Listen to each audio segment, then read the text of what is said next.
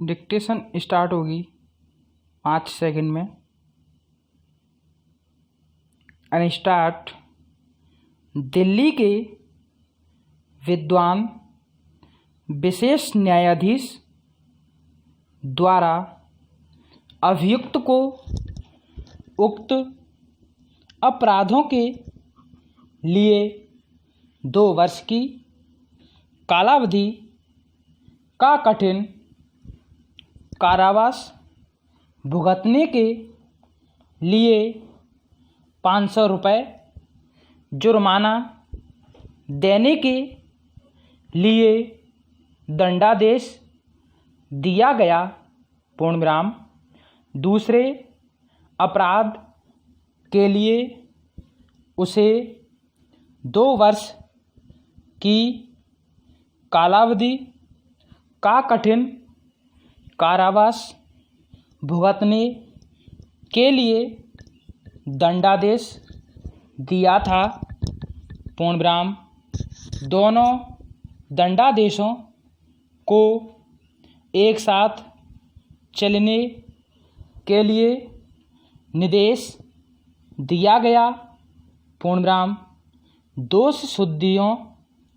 दोष सिद्धियों और दंडादेशों को दिल्ली उच्च न्यायालय द्वारा पुष्टि कर दी गई। पूर्णविराम।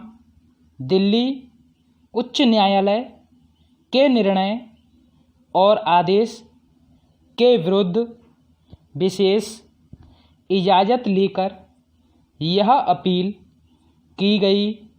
पूर्णविराम। Para start.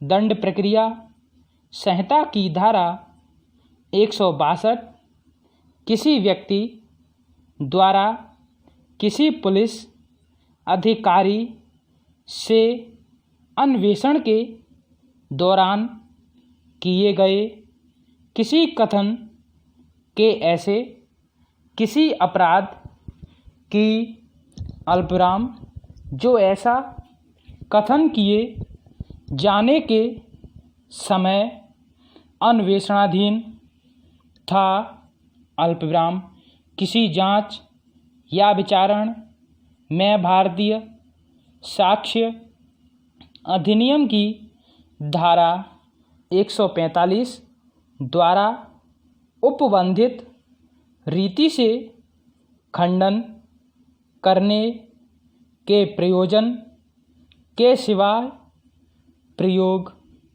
के बारे में वर्जन अधिरोपित करती है।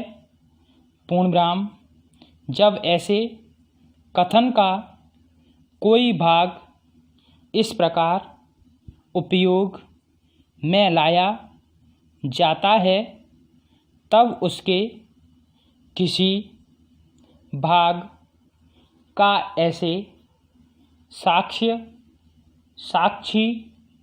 की प्रतिपरीक्षा में निर्दिष्ट किसी बात को स्पष्ट करने के सीमित प्रयोजन के लिए साक्षी को पुनः परीक्षा में उपयोग किया जा सकता है।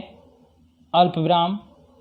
किसी अन्वेषण के दौरान किए गए कथनों के प्रयोग पर इस रोक के बारे में एकमात्र अन्य अपवाद भारतीय साक्ष्य अधिनियम की धारा 32 कोष्टक में 1 के उपबंधों के अधीन आने वाले कथनों से संबंधित है। पूर्णविराम। भारतीय साक्ष्य अधिनियम की धारा 27 के अधीन साबित किए जाने के लिए अनुज्ञात कथनों से संबंधित है। पूर्णविराम।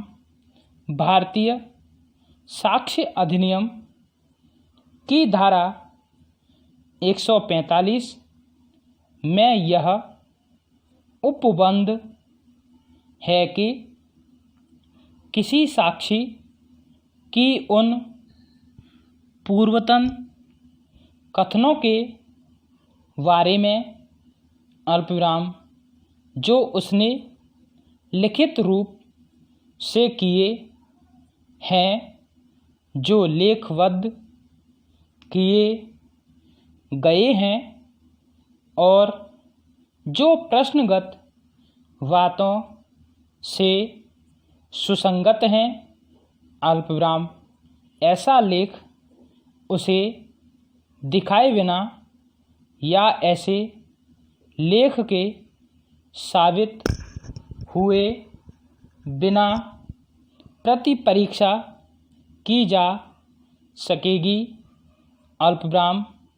किंतु यदि उस लेख द्वारा उसका खंडन करने का आशय है तो उस लेख को साबित किए जा सकने के पूर्व उसका ध्यान उस लेख के उन भागों की ओर आकर्षित करना होगा जिनका उपयोग उसका खंडन करने के प्रयोजन से किया जाना है।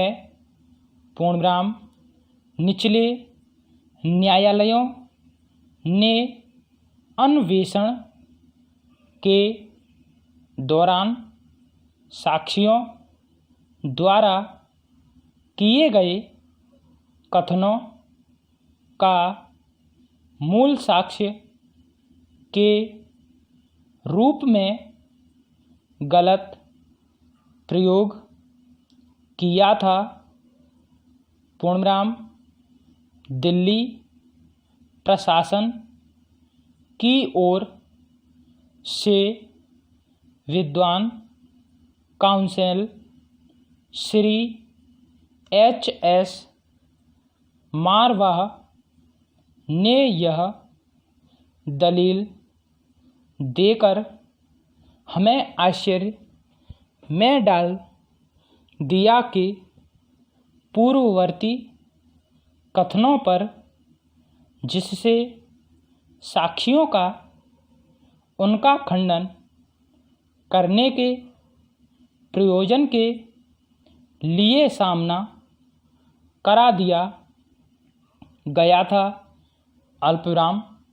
साक्ष्य अधिनियम की धारा 3 में साबित शब्द की परिभाषा की पुष्टि से न्यायालय द्वारा विचार किया जा सकता है।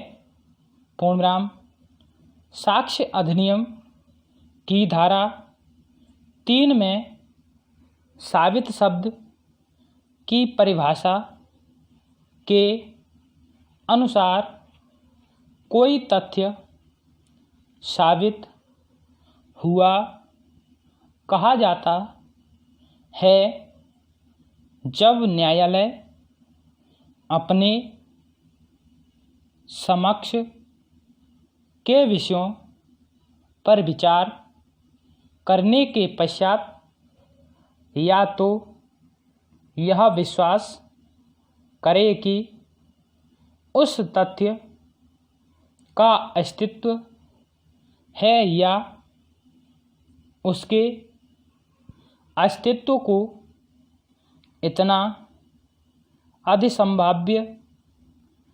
अधिसंभाव्य समझे कि उस विशिष्ट मामले की परिस्थितियों में किसी प्रज्ञावान व्यक्ति को इस अनुमान पर कार्य करना चाहिए